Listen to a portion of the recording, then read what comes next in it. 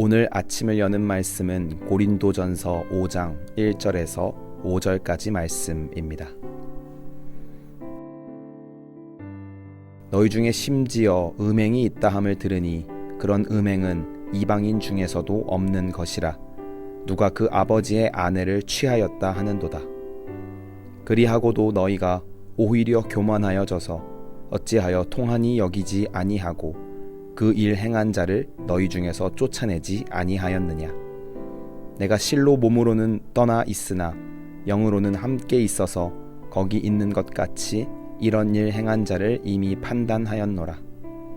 주 예수의 이름으로 너희가 내 영과 함께 모여서 우리 주 예수의 능력으로 이런 자를 사탄에게 내주었으니 이는 육신은 멸하고 영은 주 예수의 날에 구원을 받게 하려 함이라. 고린도전서 5장 말씀은 고린도 지역에 만연하던 음행에 대한 질책과 함께 성도로서 어떤 삶을 살아야 하는지 권면하고 있습니다. 당시 고린도 지역은 음행과 음란의 대명사 같은 도시였습니다. 항구 도시의 특성상 재정이 몰려들었는데 그에 따른 결과로 빈부격차가 발생했고 이 빈부격차를 줄이기 위해 성을 사고 파는 음란과 음행이 판을 치고 있었습니다. 이는 고린도 지역에서 섬기던 우상 숭배와도 관련이 깊습니다. 당시 고린도 지역에 있던 높은 언덕 위에는 신전이 하나 있었습니다. 그곳에는 1000여 명에 달하는 여사제들이 있었고 이 여사제들과의 관계를 통해 신과 접촉할 수 있다는 나름의 신학적인 논리를 통해 성적으로 타락해 갔던 것입니다.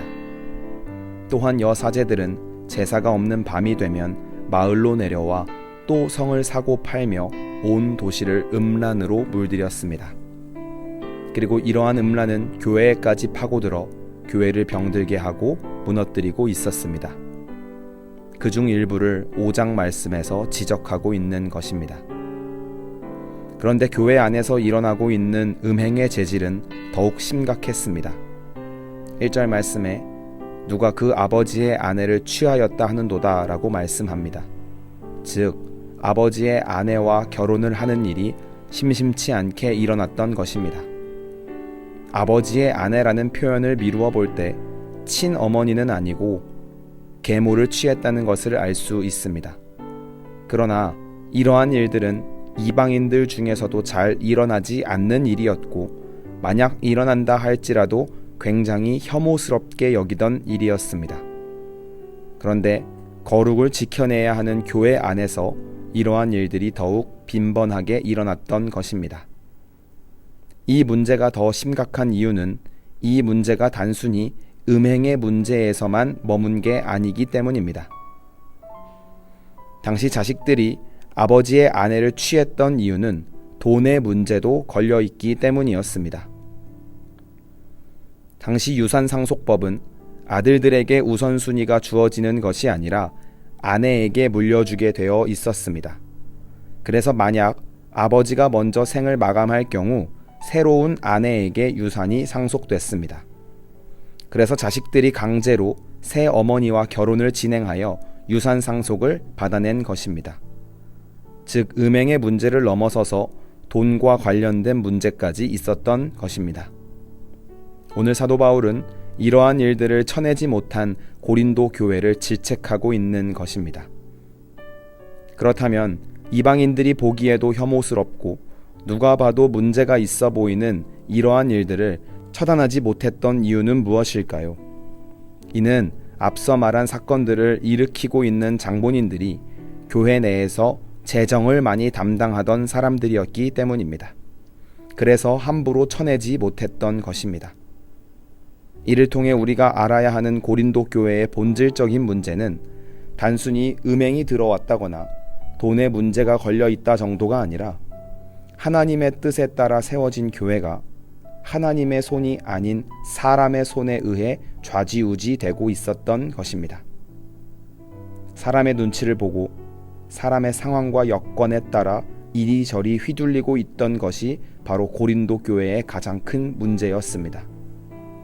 오늘 말씀을 통해 우리는 중요한 사실을 기억해야 하겠습니다.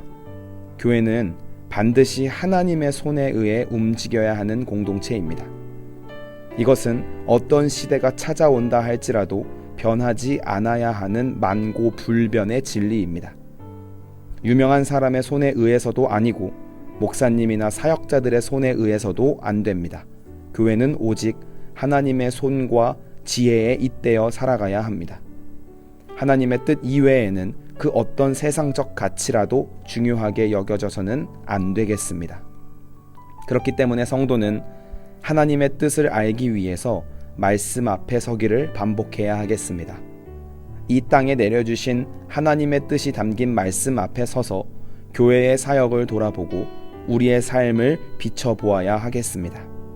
그리하여 4절 말씀에 나온 것처럼 주 예수의 능력으로 우리에게 맡겨진 모든 사역을 감당하는 교회가 되어야 하겠습니다. 오늘 하루를 살아가시면서 우리는 과연 누구의 손에 의해 움직이고 살아가고 있는지를 돌아보며 말씀 앞에 삶을 비춰 하나님의 거룩한 뜻을 따라 살기를 힘쓰는 모든 성도님들이 되시길 소망합니다.